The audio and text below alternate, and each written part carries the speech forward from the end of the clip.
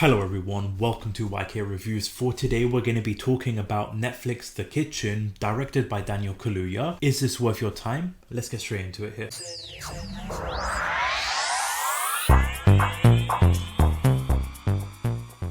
Now, with this movie releasing on Netflix, again, this is directed by Daniel Kaluuya. It's based upon a dystopian future in London where basically all the housings have been eliminated, where you've got a society living in the kitchen, refusing to give up their home, as we follow these two characters of Izi and Benji. Now, this is going to be a non-spoiler review, so if you haven't seen the movie, don't worry, nothing's going to be spoiled here.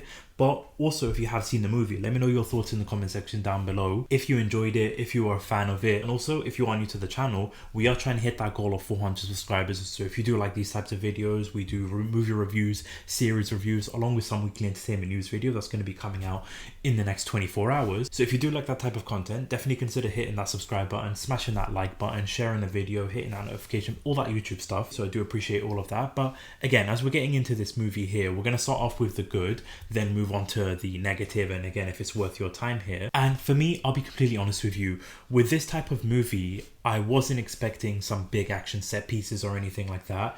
I enjoyed more or less the third act and basically the last 25 minutes of the movie because of everything that they're building up towards.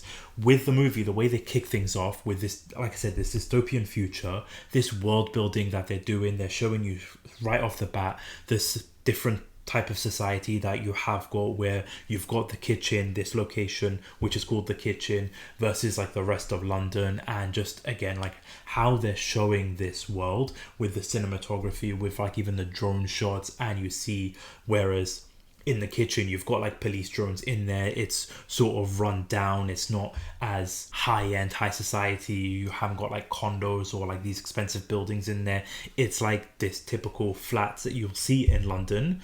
And I really like what they did, like showing off that world building right off the bat and then focusing on that throughout the movie. It just looks and feels like you're part of the kitchen, like you're part of these residents as you're feeling this dystopian future here. And not only just that, you see the focus on the death and the funerals and what they're doing with this future now. So you've got this aspect that if you pass along and you don't want to go for a funeral or anything like that, you actually turn into these plants. So that's how you get introduced to the character of Benji with the character of Izi as he works there, is that you're seeing this sort of funeral home, this future dystopian funeral home, where you've got these people choosing what plant life they want to go for, how they're going to do all of that. It's a very clever and unique way of a twist in terms of cremation here. So you get to become a plant, and even with the way like Izzy is trying to sell this, is very clever and unique in terms of how they're doing that. So I thought that was a stroke of genius that they're going for, focusing on like this future where you turn into a plant rather than be cremated, buried at sea or land or wherever you do choose to do that. You get to become a plant and then even possibly in the future become a tree. So that was very, very unique and clever. I really like that. And they do go back and forth with it, like they focus on the kitchen and that sort of dystopian society and future, and then they go back to this at times, especially towards the middle third act when they focus on the big focal point of the movie. They still have time to focus on the plant life, this future generation of turning yourself into plants. They still have time for that, so I really like that unique take on it. And not only just the cinematography of the movie, there was some great soundtracks in the movie, because you're focusing in on the kitchen and you're focusing on like the lives, the lifestyle, the people there, but as they're doing that, like you focus on the daytime and also you focus on the nightlife too. But while they're focusing on that and while they're focusing on like the happy times with the kitchen, you have some great soundtracks. So not only is the cinematography on point, the soundtrack too really does work hand in hand with both of them, and how they really elevate the sort of style, the sort of life you're building in the kitchen is worked well with the soundtrack. And I definitely feel like that really elevated the whole element of the kitchen. So I really, really enjoyed the soundtrack. In terms of the two leads, like the two cast members, I think they've done a fantastic job in terms of their performances. Granted, in the beginning, they're line delivery was sort of monotone and a little bit robotic, but then it eases in throughout the movie, and they have some great chemistry throughout the movie. They have some great one-liners that build up towards their relationship, and then throughout the third act, specifically in particular, was some of the best writing in this movie. The way everything is tied together and how they start from where they meet to how it ends, I thought was just done perfectly. You really get a sense of the togetherness that they have in the movie. You really get a sense of the ups and downs that they go for. Even like the main character, like the adult character, Izi, you get a great focus on his outlook of life and where he wants to be in the future, and how that's tying into the little boy Benji and what his decision makings are doing, especially towards the third act. So I really do like the writing for these two specific characters here. And then of course, in terms of the kitchen itself, since the title of the movie is the kitchen, when you're focusing on that aspect too, I love the focus on the lifestyle, as I mentioned earlier, the nightlife, the people in there. You get this really great element of not only what's going on in terms of the happy moments, but then because of them wanting to stay in their homes, not wanting to leave or anything like that, you do get some tension building. And I'm not going to reveal anything in terms of like what happens throughout the movie, but the ups are really well designed, and then the downs of the movie, like the negative elements of the movie when it comes to what's going on with the people, it's just so heartbreaking to see what's going on with it. But then as you're building up towards that, the focus towards the final 20 minutes of the movie, I feel like is one of the best parts of the movie, whereas you've got this exciting, satisfying conclusion towards how these people take care of their problems with the area of the kitchen. I definitely think that is a great way of building this tension throughout the movie, building this anger that these people feel, the reason as to why they're not only going from like staying there and not wanting to leave their homes to how they are able to fight for it, I think was handled really well. So overall, there are some great elements when it comes to this movie, some great elements when it comes to the story and the writing of the movie. However, when we get to the negative aspects of it, this movie definitely does drag.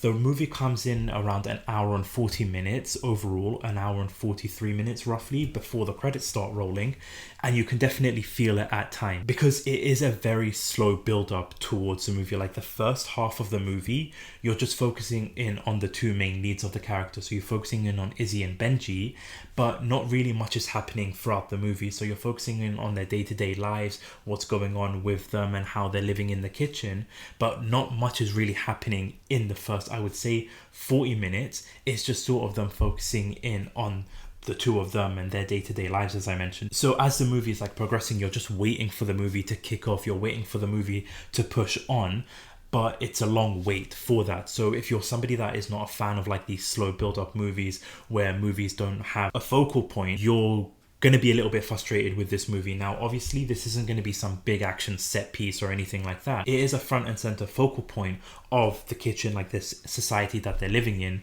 but I feel like the movie didn't know what it wanted to be when it comes to the focal point of the story, because you've got two elements with it. You've got the kitchen and that focus in terms of like what I mentioned earlier is that they're building towards the ending of the last 20 minutes and them wanting to fight for their homes, while also focusing in on the two main leads and building up that relationship. So you're having two focal points and not wanting to focus on one, which is kind of frustrating, because I feel like with the society, with the kitchen and the area, I feel like that could have had a really great payoff if they focused more on that throughout the first half of the movie here. And when it comes to the two characters too, like I mentioned, they had a fantastic performances in there, but they throw in a reveal in there a couple of times throughout the movie, which you can kind of see like a mile away. They teased it in the beginning when they meet up, and then just sort of dump it on you in another portion of the movie and sort of just focus in on it towards like the third act of the movie. But again, you can see it from a mile away and it's not really built up a lot towards it. You can kind of see it when it comes to like the adult character Izzy and his decision makings, but it's sort of not building up towards that, and then after it's sort of dumped on you, sort of teased on you, there's never really much of a payoff or build up towards it up until like the very last shot of the movie. And speaking of the last shot of the movie, it's very ominous and leaves you to question what's going to happen. Like it basically gives you that information. Again, I'm not going to reveal anything, but the last shot of the movie sort of leaves it up until the audience to decide what's going to happen and what the next outcome is going to be for it. But again, The last 20 minutes is a fantastic watch. Like, that is the edge of the seat stuff that you're going in for when it comes to this movie, but there wasn't enough of that spread out throughout the movie. Like I said, the very first half of the movie, the first 45 minutes of the movie, it's a very slow build up, very slow pace type of movie. Then as it's like ramping up, it's felt very rushed towards the last 20 minutes. That's what I wanted to see more of, and wanted to see more of like build up towards, because the payoff felt satisfying, but you didn't get enough of that. And then even that felt a little bit rushed. So I wanted to focus in more on that rather than what they were focusing on in terms of the first and second act of the movie, which kind of made it feel like a little bit of a rough watch, to be completely honest with you. Like, you're waiting again for the movie to pick up, but there are times, especially towards that second act, where you do feel a little bit bored at times because there's not much happening in there. So I would definitely say this is a one-time watch for me personally, because I don't think I would go back to this movie here. However, I did enjoy that payoff towards that last 20 minutes there. But if you're somebody that is not a fan of these slow build-up movies, these slow set-piece type of movies, I feel like it will be a really rough watch for you, where you'll just be sitting there bored out of your mind waiting for this movie to just get that payoff, to get towards that big final 20 minutes where everything is going on. So again, if you're a fan of slow build-ups, I think you'd have a good time with this movie, especially because the cast is just fantastic. And for those of you that are football fans, for those of you who are specifically Arsenal fans out there, you do get an appearance from Ian Wright in there, and he does a fantastic job in this movie. As a football fan myself, a huge football fan, it was great seeing Ian Wright in there, really entertaining, especially his performances in there and what happens to him in the movie. Other than that though, in terms of the cast, all do a fantastic job. Not a one bad performance, I would have to say. But again, for me, it is a one-time watch just because of like that slow build up and then the payoff just being a little bit rushed. But those are my thoughts and my opinions of the movie. Again, if you have seen the movie, let me know in the comment section down below what you thought about the movie. And for those of you that haven't seen the movie, just based on the review, based on the trailer, do you think you'll be checking it out? Let me know in the comment section down below. But that about wraps it up for this video, for this movie review. So again, if you are new to the channel, definitely consider hitting that subscribe button, because we have got tons of content coming out your way. And as I mentioned earlier, the weekly entertainment news videos coming out in the next 24 hours as well. So definitely keep an eye out on that. But I thank you all so much for watching. Thank you so much for listening. This is YK Reviews. Peace.